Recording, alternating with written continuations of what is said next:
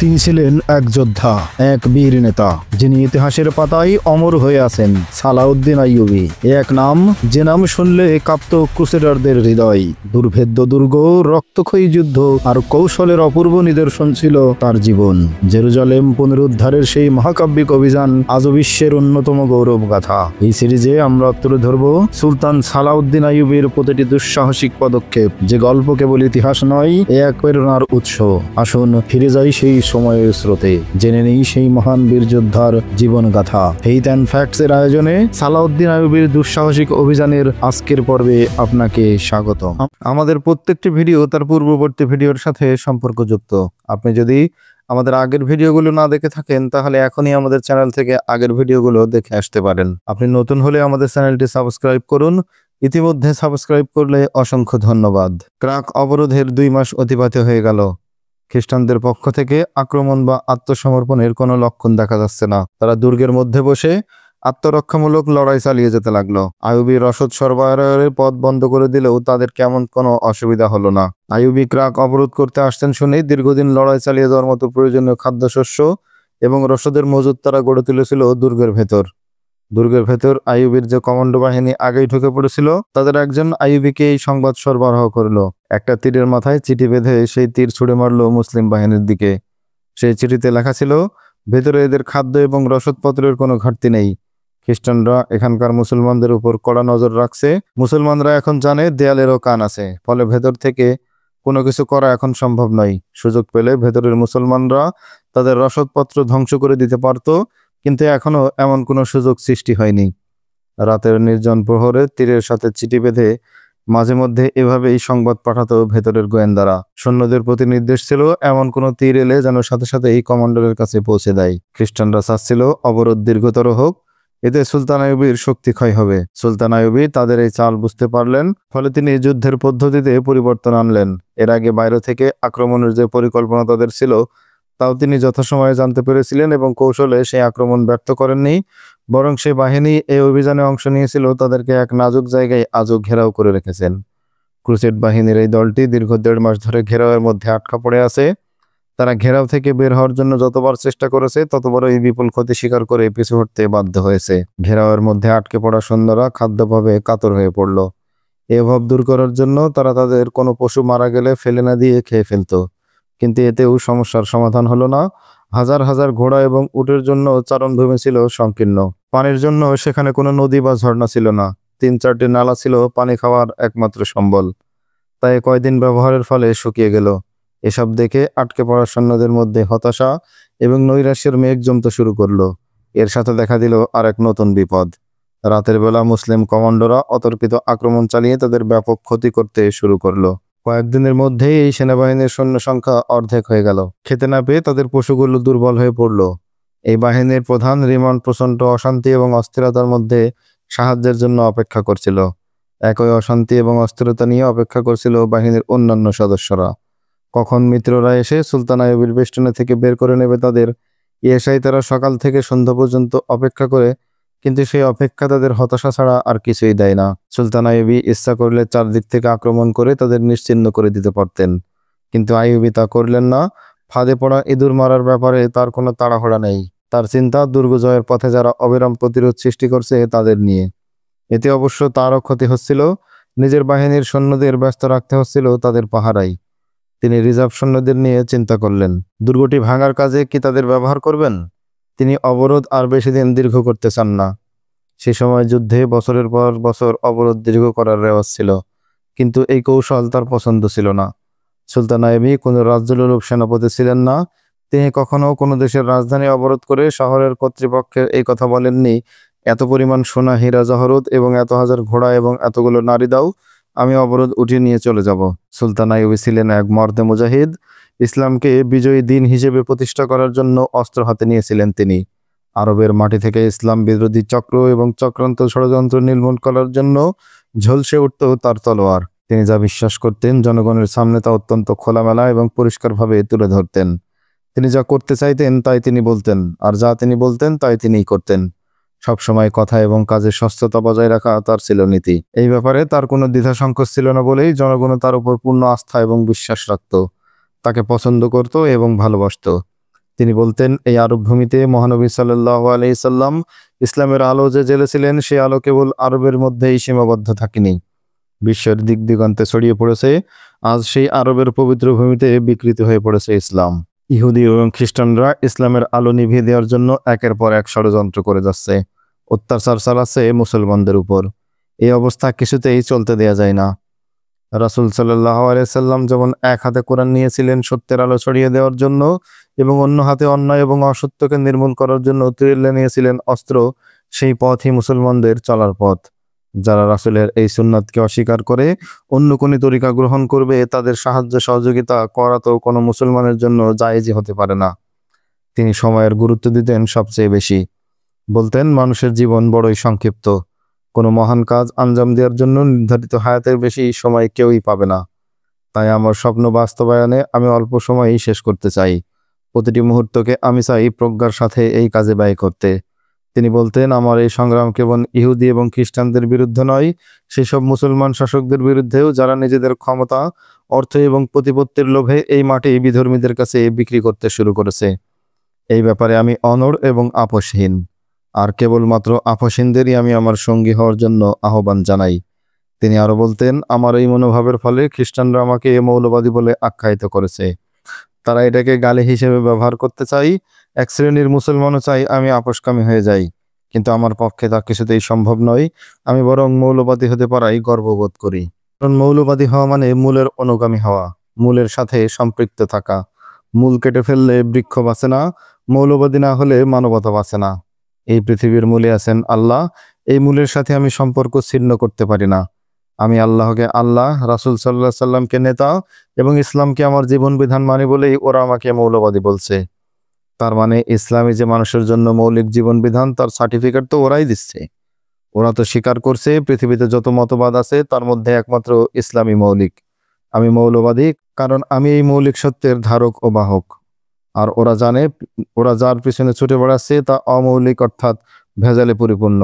এভাবেই আল্লাহ দুশমনদের মুখ দিয়ে ইসলামের শ্রেষ্ঠত্ব প্রতিষ্ঠিত করেন। তিনি আরো বলেন, কোনো ছেলে কি তার মাকে অস্বীকার করতে পারে? এই পৃথিবীর আলো বাতাসে আমি যা আসতে পেরেছি তার মূলে আছে আমার মা। মৌলবাদীকে অস্বীকার করা মানে এই মাকে অস্বীকার করা, আর মায়ের স্নেহ মমতায় সিক্ত হওয়া মানে মৌলবাদী হওয়া। আল্লাহর বান্দা মৌলবাদী না হলে সে হয় বেঈমান। সন্তান তার জন্মের মূল না জানলে হয় জারজ সন্তান। দেশের নাগরিক মৌলবাদী না হলে হয় দেশদ্রোহী। আমি এর কোনোটাই হতে চাই না। আমি আমার মাটি এবং দেশের সাথে সম্পৃক্ত থেকে হতে চাই দেশপ্রেমিক, মায়ের স্নেহ মমতাকে ধারণ করে হতে চাই মানবতাবাদী, আল্লাহর গোলামি কবুল করে হতে চাই ঈমানদার। মৌলবাদী হওয়া মানে আল্লাহ এবং রাসূলের সাথে সম্পৃক্ত থাকা, ইসলামের সাথে সম্পৃক্ত থাকা, মানবতার সাথে সম্পৃক্ত থাকা। ইসলামের যে মৌলিক বিধান আছে তাকে যে গ্রহণ করে তাকে ওরা মৌলবাদী বলছে। আমি আংশিক ইসলামের অনুসারী হতে চাই না, অমৌলিক বা 2 নম্বর কোনো কিছু গ্রহণ করতে চাই না। ফলে যে যাই বলুক, আমি তো আসলেই মৌলবাদী। মানুষের মন থেকে মৌলবাদী হওয়ার চেতনা লোপ পাওয়ার ফলেই আজ বিশ্বব্যাপী পশুত্ব এবং বর্বরতার বিস্তার ঘটেছে। মানুষের মন থেকে মনুষ্যত্ব লোপ পেয়েছে, মানবিকতা লোপ পেয়েছে। কারণ মৌলবাদীকে অস্বীকার করলে মানবিকতাকে অস্বীকার করা হয়, মানবতাকে অস্বীকার করা হয়। কোনো মুসলমান যে নিজেকে আল্লাহর বান্দা বলে দাবি করে, সে কি করে মৌলবাদী হতে অস্বীকার করবে? মুসলমান তো বিশ্বাস করে এই পৃথিবী আল্লাহর এক বিশাল পরিবার। আমরা আল্লাহর খলিফা মানে তার প্রতিনিধি। আল্লাহর প্রতিনিধি হিসেবে আমাদের দায়িত্ব হচ্ছে এই পৃথিবীর দেখভাল করা। এই অনুভূতির কারণেই আমরা কেবল নিজেদের মঙ্গলের কথা চিন্তা করি না কেবল আপনজনের কথা, বরং আমরা কল্যাণ চাই বিশ্বের প্রতিটি মানুষের, কল্যাণ চাই সমস্ত সৃষ্টিকুলের। কারণ এই সবই আল্লাহর এবং আল্লাহর সৃষ্টিকুলের রক্ষণাবেক্ষণের দায়িত্ব প্রতিনিধি হিসেবে আমাদের। আল্লাহ আমাদের জানিয়েছেন এই পৃথিবীতে তিনি যা সৃষ্টি করেছেন এর সবকিছুর সৃষ্টি করা হয়েছে কেবলমাত্র মানুষের জন্য। তিনি আরো জানিয়েছেন, আর এই মানুষকে সৃষ্টি করা হয়েছে শুধুমাত্র তার ইবাদত করার জন্য। আল্লাহর ইবাদত মানে কেবল নামাজ রোজা নয়, আল্লাহর ইবাদত মানে আল্লাহর খলিফার দায়িত্ব পালন করা, তার এই সৃষ্টির সেবা করা, রক্ষণাবেক্ষণ করা। যেখানে এর ব্যতিক্রম ঘটে, সেখানেই বিপর্যয় দেখা দেয়, সেখানেই অশান্তির সৃষ্টি হয়। সৃষ্টি জগতের শান্তির স্বার্থেই আল্লাহর বিধানকে আমাদের পরিপূর্ণভাবে আঁকড়ে ধরতে হবে। তাহলে আর কোথাও অশান্তি থাকবে না, অনৈক্য থাকবে না, অসাম্য থাকবে না। আল্লাহর মনোনীত এই একমাত্র দিন ইসলাম ছাড়া আর কোনো মতবাদ সবই অমৌলিক, বিভ্রান্ত বা খণ্ডিত মতবাদ। ইসলামের সৌন্দর্য ধার করে পরগাছার মতো টিকে থাকে তারা। তা যারা চায় না তারাই মৌলবাদী, এবং আমি এই মৌলবাদী হয়ে চিরদিন বেঁচে থাকতে চাই। যাদের মনে এই চেতনা এবং বিশ্বাস নেই, মানবতার কল্যাণে কোনো চিন্তা করার দায়ও নেই তাদের পক্ষে আত্মসুখে বিভোর হওয়াই স্বাভাবিক। খাও দাও ফুর্তি করো, দুনিয়াটা মস্ত বড় বলে পৃথিবীর যতটুকু পারে নিজের ভাগে নেয়ার জন্য ব্যস্ত থাকে তারা। অন্যের জন্য ভাববার কি দায় ঠেকেছে তাদের? তাই যেখানে ইসলাম নেই সেখানে মানবতা নেই, যেখানে মানবতা নেই সেখানে মৌলবাদীও নেই। মৌলবাদ থাকলে ইসলাম থাকবে, ইসলাম থাকলে মানবতা থাকবে। মৌলবাদ, ইসলাম, মানবতা বৃহত্তর অর্থে এক এবং অভিন্ন চেতনার নাম। এক রাতে তিনি গভীর চিন্তায় মগ্ন। কি করে দুর্গে প্রবেশ করা যায় ভাবছিলেন তিনি। অদ্ভুত সব চিন্তা এসে তার মাথায় ভর করছিল। একবার ভাবলেন মাটির নিচ দিয়ে সুড়ঙ্গ খনন করে দুর্গ প্রবেশ করলে কেমন হয়। আবার ভাবলেন যদি অবরোধ উঠিয়ে নিয়ে সরে পড়ি এবং পরে পিছন দিক থেকে ঘুরে এসে অতর্কিত হামলা করি। তিনি যখনই এমন সব ভাবনার রাজ্যে ঘুরে বেড়াচ্ছিলেন, তাবতে প্রবেশ করলেন আলী বিন সুফিয়ান। তাকে দেখে সুলতান আইয়ুবী খুশি না হয়ে আরো ঘাবড়ে গেলেন, কারণ আগেই খবর পেয়েছিলেন মিশরের অবস্থা আশঙ্কাজনক। সুলতান আইয়ুবী মুখে বিষণ্ণ ভাব নিয়ে আলী বিন সুফিয়ানের সাথে কোলাকুলি করলেন এবং বললেন, তুমি আমার কাছে নিশ্চয়ই কোনো সুসংবাদ বহন করে আনোনি। সবটাই অমঙ্গলের নয়? আলী বিন সুফিয়ান বললেন, কিন্তু সুসংবাদও কিছু নেই। তিনি সুলতান আইয়ুবের কাছে মিশরের অবস্থা বর্ণনা শুরু করলেন, কোনো কথাই গোপন করলেন না। আলী বিন সুফিয়ানের কাছে আরসালানের বিশ্বাসঘাতকতার কথা এবং আল ইদ্রিসের দুই যুবক ছেলের করুণ মৃত্যুর কাহিনী শুনে সুলতানের চোখে অশ্রু নেমে এলো। যদি আরসালান মরে না যেত তবে তার বিশ্বাসঘাতকতার কথা সুলতান আইয়ুবী কখনো বিশ্বাস করতেন না। আলীর কথা শুনে তার মনে পড়ল আগেও তার দুই বন্ধু এমনিভাবে বিশ্বাসঘাতকতা করেছিল। যদি আরসালান আরো কিছুক্ষণ বেঁচে থাকতো তবে সে আরো গোপন রহস্য প্রকাশ করতে পারত। আলী বিন সুফিয়ান বললেন, তার শেষ বাক্য তা সে পূর্ণ করে যেতে পারেনি, তা স্পষ্ট বোঝা যায়। মিশরে বিদ্রোহ আসন্ন প্রায়। মিশরে আমাদের যে সৈন্য আছে তাদেরকে মানবিক এবং চারিত্রিক দিক থেকে পঙ্গু করে ফেলা হয়েছে। আমার গোয়েন্দা বিভাগ বলছে কমান্ডাররা পর্যন্ত ভুল ধারণা এবং অশান্তির শিকার হয়েছে। সেনাবাহিনীর রেশন কমিয়ে দিয়ে তাদেরকে আরো অস্থির করে তোলা হয়েছে। যে সমস্ত খাদ্যশস্য সৌন্দর্যের জন্য পাঠানো হচ্ছে তা পাচার করে অর্থ আত্মসাৎ করেছে এক শ্রেণীর দুর্নীতিবাজ কর্মচারী। এইভাবে শত্রুরা ষড়যন্ত্র পূর্ণ করে আনতে চাইছে। শত্রুদের ষড়যন্ত্র সেই দেশেই সফল হয় যে দেশের প্রশাসনের কিছু লোক শত্রুদের সাথে গোপনে যোগসাজশ রাখে। সুলতান আইয়ুবী বললেন, যদি আমার এক ভাই শত্রুদের সহকর্মী হয়ে যায় তবে আমরা শত্রুদের কিভাবে মোকাবেলা করতে পারি?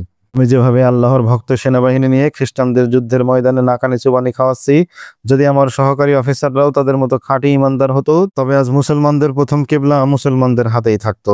আমাদের আজান আজ ইউরোপের গির্জায় প্রতিধ্বনিত হতো, কিন্তু ওদের দুর্নীতিপরায়ণ অফিসারের কারণে আমি মিশরেই বন্দী হয়ে রইলাম।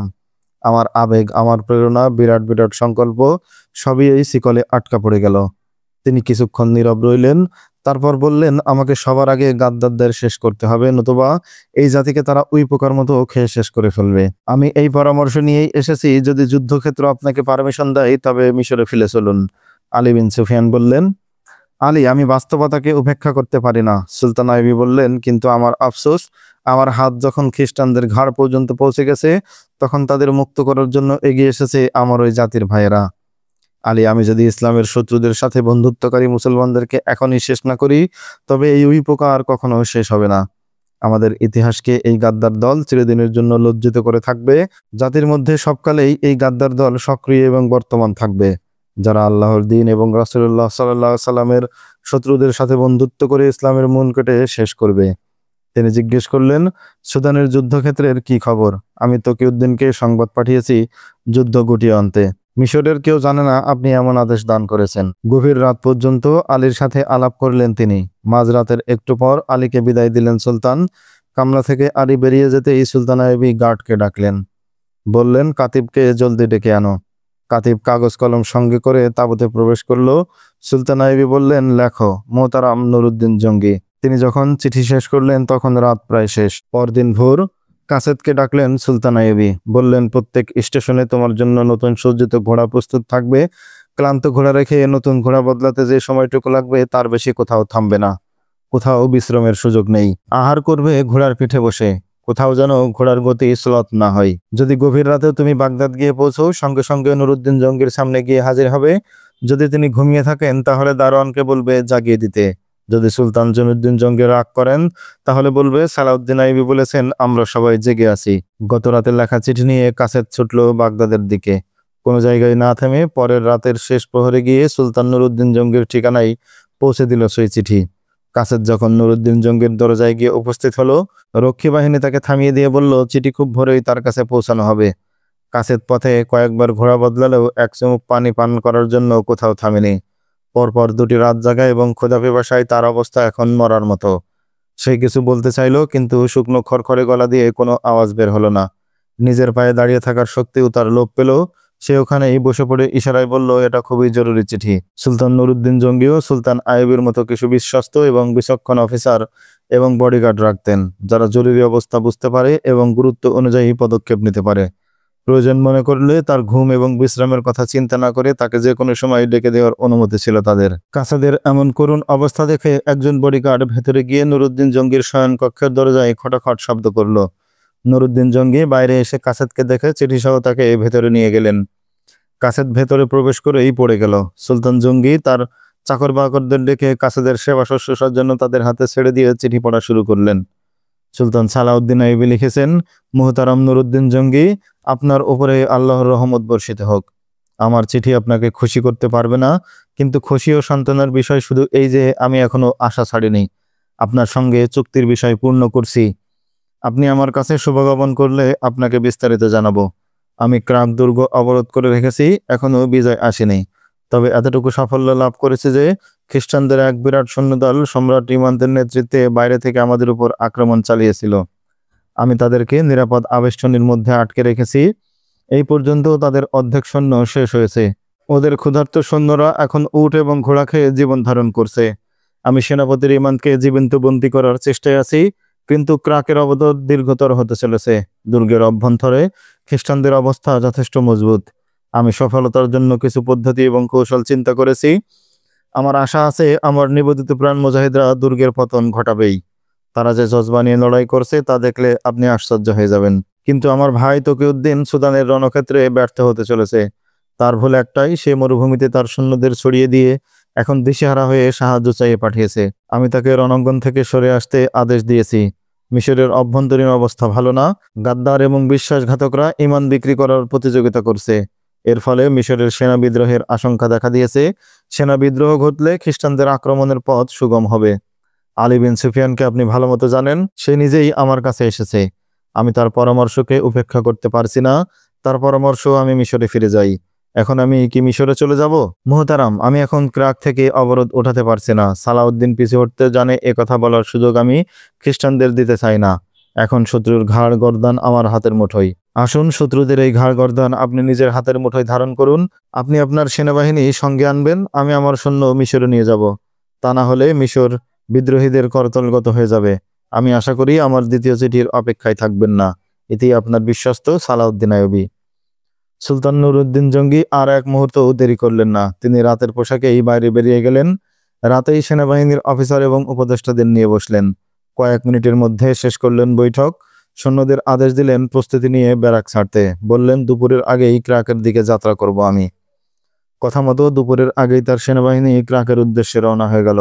সুলতান আইয়ুবী এবং নুরউদ্দিন জঙ্গি সেই মর্দে মুজাহিদ যাদের নাম শুনলেই কেঁপে উঠত দুশমনদের অন্তর। তিনি ছিলেন রণকুশলী বীর, বুকে ছিল ইমানের প্রজ্বলিত আলো। বাহিনী নিয়ে তিনি রাস্তায় কমই বিশ্রাম নিলেন। সুলতান আইয়ুবীর ধারণারও অনেক আগে তিনি ক্রাকের রণক্ষেত্রে এসে পৌঁছালেন। যদি সংবাদবাহক তাকে আগেই না জানাতেন যে নুরউদ্দিন জঙ্গি আসছেন, তবে বহু দূর থেকে ধুলার মেঘ দেখে মনে করতেন নতুন কোনো ক্রুসেড বাহিনী আসছে। সুলতান আইয়ুবী দ্রুতগামী অশ্ব নিয়ে এগিয়ে গেলেন তাদের অভ্যর্থনা জানানোর জন্য। নুরউদ্দিন জঙ্গি সালাউদ্দিনকে দেখে ঘোড়া থেকে লাফ দিয়ে নামলেন। ইসলামের মহান দুই নেতা যখন কোলাকুলি করছিলেন, তখন আবেগে সুলতান আইয়ুবীর চোখ থেকে অশ্রু গড়িয়ে পড়ছিল। সুলতান আইয়ুবী নুরউদ্দিন জঙ্গিকে যুদ্ধের সামগ্রিক পরিস্থিতি, গাদ্দারদের অপতৎপরতা বিস্তারিতভাবে বর্ণনা করে শোনালেন। সুলতান জঙ্গি বললেন, সালাউদ্দিন, ইসলামের জন্য এটা বড়ই দুর্ভাগ্যের ব্যাপার যে বিশ্বাসঘাতকরা আমাদের জাতীয় জীবনের গুরুত্বপূর্ণ অংশে পরিণত হয়ে গেছে। অবস্থা দৃষ্টময় হয়, জাতি এই গাদ্দারদের কোনোদিন পরিত্রাণ পাবে না। আমি স্পষ্ট দেখতে পাচ্ছি, এখনই এর প্রতিকার না হলে এমন এক সময় আসবে যখন এই গাদ্দাররাই সুকৌশলে রাষ্ট্র ক্ষমতা দখল করে বসবে। তারা জাতিকে ধোঁকা দেওয়ার জন্য শত্রুদের বিরুদ্ধে কথা বলবে, তাদের মোকাবেলা করার কঠিন সংকল্প ঘোষণা করবে, এমনকি শত্রুদের পদদলিত করার হুঙ্কারও দিতে থাকবে। কিন্তু এগুলো হবে সবই তাদের ধোঁকা। নুরুদ্দিন জঙ্গি পৌঁছে গেলেন ক্রাকের অবরোধ স্থলে। সুলতান আইয়ুবের কাছ থেকে বুঝে নিলেন দায়িত্ব। আইয়ুবের বাহিনীর স্থলে মোতায়েন করলেন নিজের বাহিনী। আইয়ুবের বাহিনী দায়িত্ব বুঝে দিয়ে পিছু সরে এসে একত্রিত হলো। তাদেরকে দ্রুত কায়রো যাওয়ার নির্দেশ দিলেন আইয়ুবী। এদিকে একটি দুর্ঘটনা ঘটে গেল। রিমান্তের যে সৈন্যদলকে ঘেরাও করে রেখেছিলেন আইয়ুবীর বাহিনী, সেখান থেকে তার বাহিনী মুসলিম বাহিনীর দুর্বল দিকে হঠাৎ করে আক্রমণ চালিয়ে কিছু সংখ্যক সৈন্য নিয়ে বেষ্টনী কেটে বেরিয়ে গেল এবং দ্রুত ময়দান ছেড়ে পালিয়ে গেল। অবশিষ্ট সৈন্যরা তখনও ঘেরাওয়ের মধ্যে, কিন্তু যখন তারা জানতে পারল সেনাপতি রিমান পালিয়ে গেছে, তখন তারা ভীতবিহ্বল হয়ে এলোমেলো পালাতে শুরু করলো। তারা জীবন বাঁচানোর আশায় প্রাণপণ লড়াই শুরু করে দিল। এই লড়াইয়ে অনেকে মারা পড়লো, কেউ কেউ বন্দী হলো। পরিস্থিতি যখন মুসলিম বাহিনীর নিয়ন্ত্রণে এলো, ততক্ষণে ক্ষতি যা হওয়ার তা হয়ে গেছে। রিমান পালিয়ে গেছে। নুরুদ্দিন জঙ্গি এই ক্ষতি মেনে নিয়ে অবরোধ আবার দৃঢ় করলেন। সৈন্যদের সংহত করে দুর্গ অবরোধ এবং বাইরের বেষ্টনী আবদ্ধ করলেন। সর্বত্র মুসলিম বাহিনীর অবস্থান মজবুত করলেন। সুলতান আইয়ুবী কায়রোর দিকে যাত্রা করছেন, কিন্তু জানতেও পারবেন না এই শাসক গোষ্ঠী প্রকৃতপক্ষে জাতির এবং দিনের দুশ্মনদের সাথে তলে কি গভীর বন্ধুত্বের সম্পর্ক চালিয়ে যাচ্ছে। শত্রুরা এই কপট মুসলমানদেরকে কখন ঢাল হিসেবে ব্যবহার করবে, কখনো তলোয়ার বানাবে এবং এই তলোয়ার দিয়ে জাতির ঘাড় এবং শিরা কাটবে। না, আমি তোমাকে ভয় দেখানোর জন্য এই কথা বলছি না সালাউদ্দিন। ভয় পাওয়া মুমিনের কাজ নয়। আমি কেবল বাস্তব অবস্থা সম্পর্কে তোমাকে সতর্ক করছি। কাফেরের চাইতে ঘরের শত্রু এইসব বিভীষণরা মিল্লাতে ইসলামিয়ার জন্য বেশি ক্ষতিকর। কারণ সামনাসামনি যারা লড়তে আসে, জাতি তাদের চিনে এবং তাদের হাত থেকে নিজের দেশ এবং ঈমান বাঁচানোর জন্য জীবন বিলিয়ে দিতেও পিছপা হয় না। আর চিনলেও তাদের বিরুদ্ধে কিছু করার জন্য নৈতিকভাবে সাহসী হয় না। না সালাউদ্দিন, এই অবস্থা চলতে দেওয়া যায় না। আমরা এই অবস্থার অবসান ঘটাবো। পরিস্থিতি নিয়ন্ত্রণে নিয়ে আসতে হবে। তুমি জলদি মিশরে ফিরে যাও। তকিউদ্দিনকে সহযোগিতা দিয়ে সুদান থেকে বের করে আনো। ডানে বামে আক্রমণ করে শত্রু সেনাদের ব্যতিব্যস্ত রাখো, যাতে তকিউদ্দিনের বাহিনী কোথাও ঘেরাও হয়ে না পড়ে। মিশরে যেসব সৈন্য রয়েছে তাদেরকে আমার কাছে পাঠিয়ে দাও। আমি তাদের মাথা থেকে বিদ্রোহের পোকা বের করে দেব। সন্ধ্যার পর সালাউদ্দিন আইয়ুবী তার সেনাবাহিনীকে নিয়ে মিশরের দিকে রওনা করলেন। কিন্তু ক্রাকের কথা ভুলতে পারছেন না তিনি। বারবার পিছনে ফিরে দেখছেন, সে চোখে এ রাজ্যের নৈরাশ্য। নুরুদ্দিন জঙ্গির কাছ থেকে বিদায় নেওয়ার সময় তিনি বললেন, ইতিহাস একথা তো আর বলবে না যে আইয়ুবী যুদ্ধের ময়দান থেকে পিছু হটে গেছে। আমি অবরোধ তো উঠিয়ে নেয়নি। না সালাউদ্দিন, তুমি উঠাওনি। নুরুদ্দিন জঙ্গি তাকে বললেন, তুমি কখনো পরাজয় বরণ করনি। তুমি বেশি আবেগপ্রবণ হয়ে গেছো। যুদ্ধ শুধু আবেগের দ্বারা পরিচালিত হয় না। হে আমার ফিলিস্তিন, আমি আবারও আসব। সুলতান আইয়ুবী ক্রাকের দিকে চেয়ে বললেন, আমি আবারও আসব। তিনি ঘোড়ার লাগাম ধরে নাড়া দিলেন এবং দ্রুত বেগে ঘোড়া ছুটিয়ে এগিয়ে গেলেন মিশরের দিকে। আর পিছু ফিরে তাকালেন না। নুরুদ্দিন জঙ্গি তার পথের দিকে চেয়ে রইলেন। তিনি যখন তার ঘোড়াসহ দূর দিগন্তের অন্তরালে হারিয়ে গেল, তখন সুলতান নুরুদ্দিন তার নায়েবে সালারকে বললেন, ইসলামের জন্য প্রত্যেক যুগেই সুলতান আইয়ুবীর মতো মর্দে মুজাহিদ প্রয়োজন। এই ঘটনা 1173 খ্রিস্টাব্দের মাঝামাঝি সময়কার। সে সময় প্রত্যেক যুদ্ধক্ষেত্রে খ্রিস্টান সামরিক শক্তি 5 থেকে 10 গুণ বেশি হতো, কিন্তু তারা অধিকাংশ সময় মুষ্টিমেয় মুসলমান মুজাহিদদের হাতে পরাজয় বরণ করত। কখনো তারা পরাজিত না হয়েও জয়লাভ করতে পারত না। তারা জানত, কোরআনের আদেশে মুসলমানদের মধ্যে এমন এক যুদ্ধের জলবা সৃষ্টি করে যার শক্তি অন্যরকম। তারা আল্লাহর নামে যুদ্ধ করে এবং এই পথে জীবন কুরবানি করাকে সাফল্য মনে করে। খ্রিস্টানদের মধ্যে এমন কিছু জেনারেল ছিল যারা মুসলমানদেরকে ধর্মীয় এই জজবাকে প্রতিরোধ করার চিন্তা ভাবনা এবং গবেষণা শুরু করেছিল এবং সেই অনুযায়ী কাজও শুরু করে দিয়েছিল। তারা এও জানত, একজন মুসলমান 10 জন অমুসলিমের সাথে লড়াই করেও বিজয় লাভ করতে পারে। এটা কোনো জিন বা ভূতের কাজ নয়, বরং তাদের মধ্যে আল্লাহর শক্তি এবং বিশ্বাস কাজ করে বলেই তারা এই সাফল্য লাভ করে। এইসব মুজাহিদরা কোনো কিছু পাওয়ার লোভ বা লালসায় যুদ্ধ করে না, বরং আল্লাহর সন্তুষ্টির জন্য নিজের জীবন বিলিয়ে দেয়। সুতরাং সুলতান সালাউদ্দিন আইয়ুবীর অনেক আগে থেকেই ইহুদি এবং খ্রিস্টান পণ্ডিতরা মুসলমানদের সামরিক শক্তি এবং জেহাদি জজবাকে দুর্বল এবং নিঃশেষ করার জন্য যাবতীয় কৌশল এবং প্রচেষ্টা শুরু করেছিল। এই প্রচেষ্টার মূল ছিল ধর্মীয় বিশ্বাসের দৃঢ়তা নষ্ট করা এবং ঈমান এবং আকীদায় ভেজাল মিশ্রিত করা। সুলতান সালাউদ্দিন আইয়ুবী এবং সুলতান নুরুদ্দিন জঙ্গি এই দুজনের দুর্ভাগ্য ছিল এই যে, তারা যখন খ্রিস্টানদের বিরুদ্ধে যুদ্ধ শুরু করেন, তার আগেই খ্রিস্টান ক্রুসেডাররা তাদের অভিযান শুরু করে দিয়েছিল এবং তাদের এই অভিযান সফলতা লাভ করতে শুরু করেছিল। ইসলামের শত্রুরা এই অভিযান দুদিক থেকে শুরু করে। একদিকে শাসক, আমির, উজির এবং সেনা কমান্ডার, অন্যদিকে সাধারণ মানুষ। প্রথম শ্রেণীকে ওরা ঘায়েল করত অর্থ, নারী এবং শরাবে ডুবিয়ে। দ্বিতীয় শ্রেণীকে ঘায়েল করার জন্য ব্যবহার করত জুয়া, নেশা, লোভ এবং ধর্মের প্রতি বিদ্বেষ এবং কুমন্ত্রণা। সুলতান জঙ্গি এবং সুলতান আইয়ুবী যেমন নিত্য নতুন কৌশল আবিষ্কার করতেন, তেমনি খ্রিস্টানরাও তৎপর থাকতো মুসলমানদের বিপদগামী করার অভিনব কৌশল আবিষ্কারে। এই আবিষ্কার প্রক্রিয়ায় আবিষ্কৃত হয়েছিল এক নতুন কৌশল, যাকে তারা অবহিত করেছে সাংস্কৃতিক কৌশল বলে। সাংস্কৃতিক কৌশল এতটাই কার্যকরী প্রমাণিত হলো যে একসময় খ্রিস্টীয় শাসকবর্গ প্রকাশ্য ময়দানে যুদ্ধ করার পরিবর্তে এই পদ্ধতিকেই অধিক গুরুত্বপূর্ণ বলে মনে করতে লাগলো। তারা এই দর্শনের সমর্থক হয়ে গেল যে যুদ্ধে এমন পদ্ধতিতে করো যেন মুসলমানদের যুদ্ধ করার জজবা এবং আবেগ নষ্ট হয়ে যায়। তাদের ধর্মীয় অনুভূতিতে প্রবল আক্রমণ চালাও, তাদের মনে এমন সন্দেহ সৃষ্টি করে দাও যাতে মুসলমানরা তাদের ধর্মভীরগণকে ঘৃণা করে এবং মুজাহিদদেরকে যুদ্ধবাজ বলে ভাবতে বাধ্য হয়। এই চিন্তাধারার লোকদের নামের মধ্যে প্রথমে আসে ফিলিপ আগাস্টাসের নাম। সে এই চিন্তাধারার খ্রিস্টান শাসকবর্গকে উজ্জীবিত করে তোলে। ফলে এই খ্রিস্টান শাসকরা সৈন্যদেরকে বলতে থাকে, আমাদের যুদ্ধ সালাউদ্দিন আইয়ুবী এবং নুরুদ্দিন জঙ্গির সাথে নয়, আমাদের যুদ্ধ ইসলামের সাথে। এই যুদ্ধের সফলতা আমরা জীবনে দেখতে না পারলেও কোনো না কোনো একদিন এই সফলতা আসবেই। সেই জন্য প্রয়োজন মুসলমানদের নতুন প্রজন্মকে মানসিক দিক দিয়ে এমনভাবে গড়ে তোলা যেন তারা যৌন উন্মাদনা এবং বিলাসিতার জন্য পাগল পারা হয়ে যায়। ফিলিপ আগাস্টার তার মিশনকে সফল করার জন্য যুদ্ধের ময়দানে মুসলমানদের সামনে অস্ত্র সমর্পণ করে সন্ধি করতেও আপত্তি করেনি। এটা 1969 খ্রিস্টাব্দের কথা। এ সময় সে নুরুদ্দিন জঙ্গির হাতে পরাজিত হয়ে অধিকৃত অঞ্চল সন্ধির মাধ্যমে ফেরত দিয়েছিল এবং নুরুদ্দিন জঙ্গির দাবি অনুযায়ী জরিমানাও দিয়েছিল। সেই সাথে আর কোনোদিন যুদ্ধ করবে না বলে অঙ্গীকার করে চুক্তির পত্রে সাক্ষ্য করেছিল। জিজিয়া দিতেও রাজি হয়েছিল। চুক্তি অনুযায়ী যুদ্ধবন্দি বিনিময়ের সময় সে প্রকাশ্যে বন্দি বিনিময় করলো ঠিকই, কিন্তু সে এমন সব সৈন্যদেরকে বন্দী হিসেবে দেখালো যারা আর যুদ্ধ করার যোগ্য ছিল না। সুস্থ সবল সৈন্যদের সে হত্যা করে ফেললো। ফলে তাদের যে কখনো বন্দী করা হয়েছিল আর কোনো প্রমাণই রইল না। কোনো খ্রিস্টান শাসক এবং জেনারেল তাকে সন্দেহের চোখে দেখত। কেউ কেউ তাকে দোষারোপ করতে লাগলো। তার এই চক্রান্তের ফলেই মিশর এখন বিদ্রোহের আগুন জ্বলে উঠেছে। যে আগুন ঠান্ডা করতে সুলতান সালাউদ্দিন আইয়ুবীকে ক্রাক দুর্গের অবরোধ ছেড়ে ছুটে আসতে হলো মিশরের দিকে। যে আইয়ুবী কখনো বিজয় ছাড়া ময়দান থেকে পা তোলে না, সেই আইয়ুবীকে শেষ পর্যন্ত সুলতান নুরুদ্দিন জঙ্গির উপর অবরোধের দায়িত্ব ছেড়ে দিয়ে সশন্যে কায়রো ফিরে আসতে হলো। তিনি কোনো দুর্বল হৃদয় মানুষ ছিলেন না, কিন্তু তবু তার চোখে মুখে স্পষ্ট ফুটে উঠেছিল নিরাশার ছায়া। সেনাবাহিনী দেশে ফেরার আনন্দে খুশি ছিল। তাদের ধারণা ছিল বিশ্রামের জন্যই তাদেরকে কায়রো নিয়ে যাওয়া হচ্ছে। কিন্তু অভিজ্ঞ সালাররা সুলতান আইয়ুবের যুদ্ধের ধারা বুঝতে পারতেন। তারা সুলতান নুরুদ্দিন জঙ্গিকে সশন্যে ডেকে পাঠানোয় অবাক হলেও এটা বুঝেছিলেন আইয়ুবের মনে কোনো গুরুত্বপূর্ণ পরিকল্পনা আছে। তিনি বিজয়ের সংকল্প নিয়ে দুর্গ অবরোধ করেছিলেন।